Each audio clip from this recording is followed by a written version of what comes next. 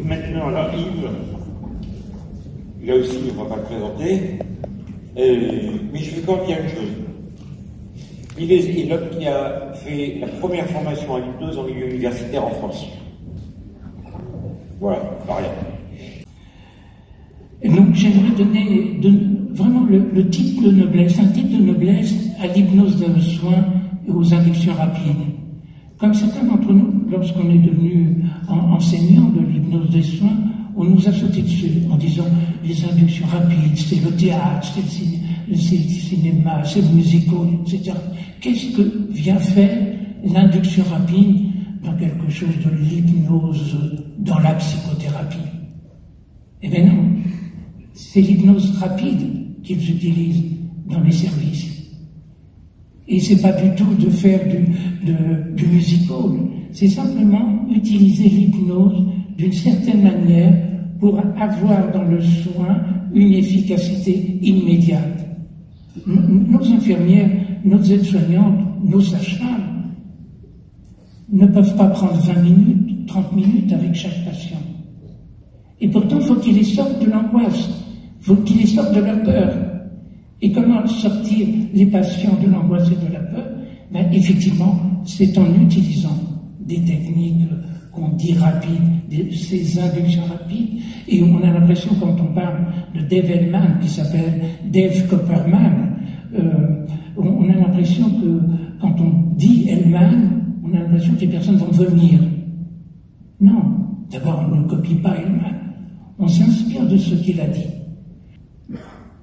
Vous avez imaginé devant vous une rivière, une personne qui est en train de se noyer. Sur la rive, il y a un urgentiste et moi en tant que psychologue. De chaque côté de nous deux, il y a une bouée bleue et une bouée rouge. Le médecin urgentiste, il va prendre la première bouée qui est la plus proche de lui et il la lance à la personne qui va se noyer. Et moi, en tant que psychologue, je dis, mais non, écoute, qu'est-ce que tu es en train de faire?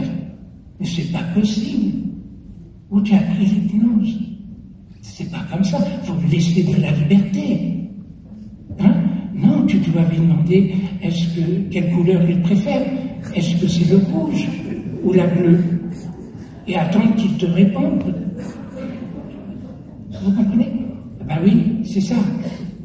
L'hypnose dans un contexte où il y a urgence, et l'hypnose dans un contexte où on a du temps de laisser de la liberté au patient ou à son inconscient pour créer. Vous comprenez? On n'est pas sur le même registre. Et ça, c'est quelque chose de très important de souligner. En fonction du contexte, en fonction des objectifs, on ne va pas utiliser les mêmes procédures.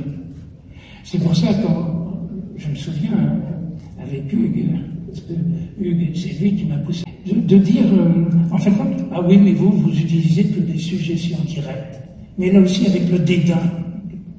Mais relisez Erickson, si vous avez bien lu Erickson, il utilisait des suggestions directes. Il disait que quand ça ne marche pas, il faut passer par d'autres biais, et d'autres types, et d'autres formes de suggestions. La ratification du patient, que moi j'appelle légitimer le patient. C'est-à-dire qu'en fin de compte, effectivement, on va chercher le patient là où il est. Et ça, c'est quelque chose d'important, c'est-à-dire qu'on va reconnaître qu'il a le droit d'avoir peur, on va reconnaître qu'il a le droit d'être stressé, qu'il a le droit d'être agressif, d'être tendu dans le soin qu'il va avoir. Et c'est parce qu'on va le reconnaître tel qu'il est, qu'il va nous reconnaître le droit de l'aider. Il va se diriger vers nos propositions. À côté de moi, il y a des compagnons de route qui sont importants et qui m'ont aidé dans ma carrière. Il y a Dominique Méglé, je crois qu'on a créé l'Institut Milton Alexandre de Normandie ensemble. C'était toi le premier. Un autre compagnon qui était très important, c'est Claude Viraud.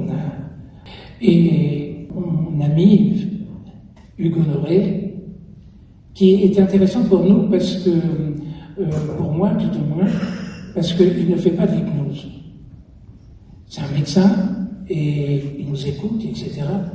Et il pouvait me dire, là, tu déconnes un peu, Tu sais, c'est pas ça que veulent les infirmières. Tu sais, c'est pas ça que veulent les soignants, etc. Donc c'est vrai qu'il m'a bougé beaucoup pour que je découvre d'événements, évidemment. Alors, on est d'accord, il a écrit qu'un seul livre, Hypnothérapie. Il y a une partie qui est intéressante pour nous, notamment pour mes collègues anesthésistes, infirmières, etc. L'autre partie sur la psychothérapie, c'est pas extraordinaire.